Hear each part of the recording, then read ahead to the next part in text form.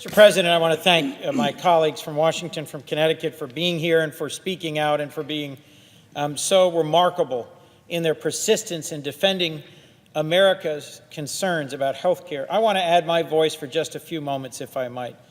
Let me look back 8 years to when I first joined the Senate in 2010, and at that point, the Affordable Care Act was just barely a year old. Since then, in the early years of the Affordable Care Act, we saw some very positive patterns. More Americans gained access to health insurance, health care cost growth slowed, insurance markets put in place under the ACA proved to be resilient despite repeated challenges. And as a result of the ACA, 20 million more Americans, including 38,000 Delawareans, gained access to high-quality, comprehensive health care coverage. It's through the ACA exchange that my own family and I get our health care, and so many others in Delaware have had a chance to get access to health care. The 190,000 people in my little state of 900,000 people who have pre-existing conditions no longer had to worry about being denied coverage, and lifetime caps were a thing of the past. This matters. It saved lives. Just listen briefly, if you would, to the story of Nicole from my little hometown of Hockessin, Delaware, a small farming town of just a few thousand people. Nicole's 3-year-old daughter was born with cystic fibrosis, a horrible disease that robs children, people, of the ability to breathe. Nicole's 3-year-old daughter with cystic fibrosis spent at least an hour a day getting breathing treatments from her mother and $5,000 a month getting her medications. Not cheap. And Nicole was confident that without the ACA, she would have exceeded her annual caps and her medical expenses well before the end of the year.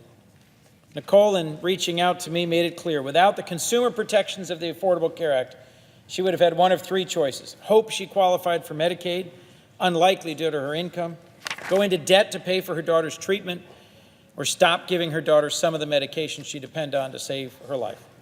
All that's assuming that her daughter's cystic fibrosis wasn't considered a pre-existing condition, preventing her from getting any insurance at all.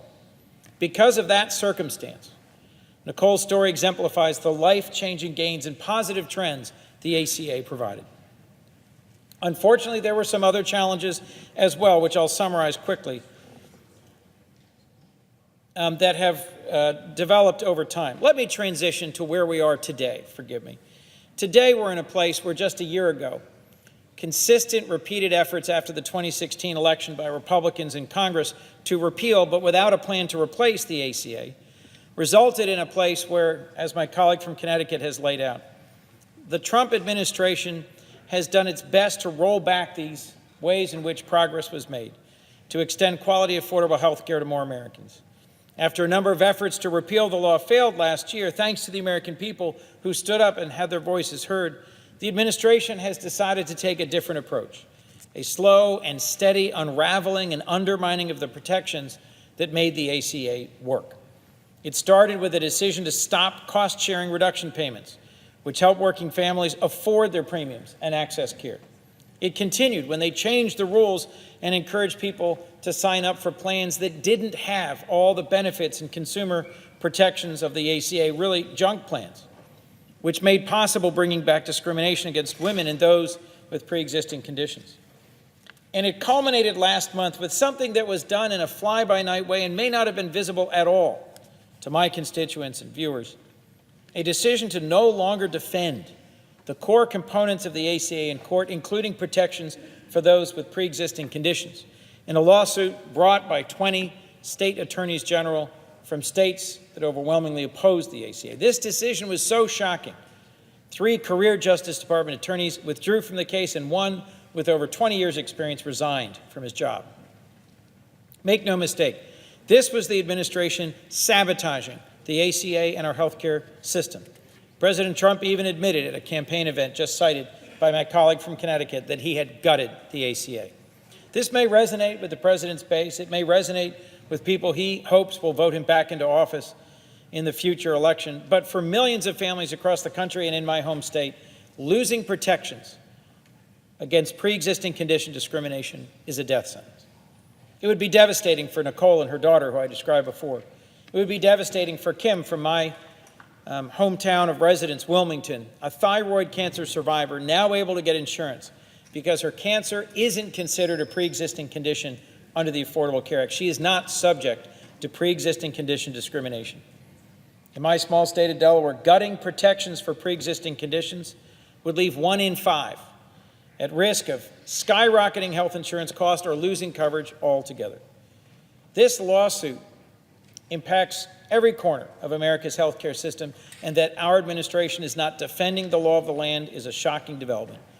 It impacts not just those who get their health care through the ACA exchanges. It would impact 150 million Americans who get their health insurance through their employer, because it would eliminate protections against lifetime and annual limits on care. It would impact seniors on Medicare who would see increased prescription drug costs. It would impact Americans who depend on free preventive services, cancer screenings, and flu shots, because those policies, components of the ACA, would be eliminated. And it impacts young people who would lose the right to stay on their parents' health insurance until age 26. These are just a few of the devastating impacts if the Texas v. U.S. lawsuit is successful in ripping out what is left of the protections of the ACA. It would have a real and tangible impact on families in my state of Delaware and across our country. That's why I am glad to support a resolution proposed by my colleagues, Senators Manchin, Casey, McCaskill, and others, to defend the constitutionality of pre-existing condition protections in our healthcare system. This is critical to the well-being, to the health of the families we represent.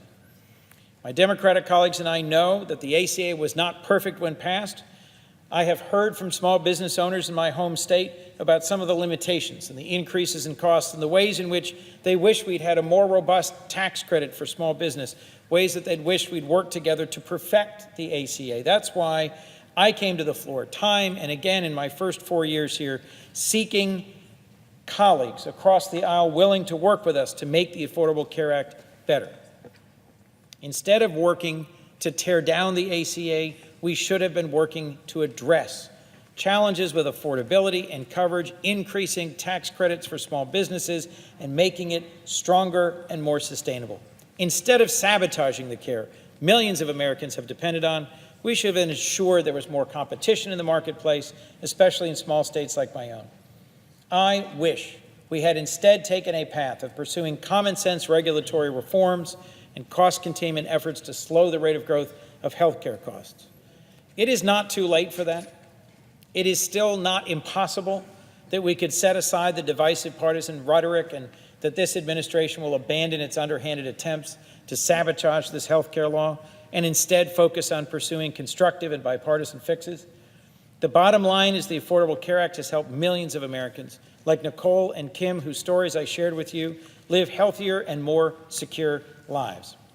I am not optimistic, but I insist on remaining hopeful that there is still yet time for us to do our job on a bipartisan basis and secure health care for all of America. But as happened a year ago, roughly next month, the floor of this Senate can still be moved by the voices of Americans who would say to this administration, stop your refusal to defend the ACA. Let's move forward in a positive way together. Thank you, Mr. President.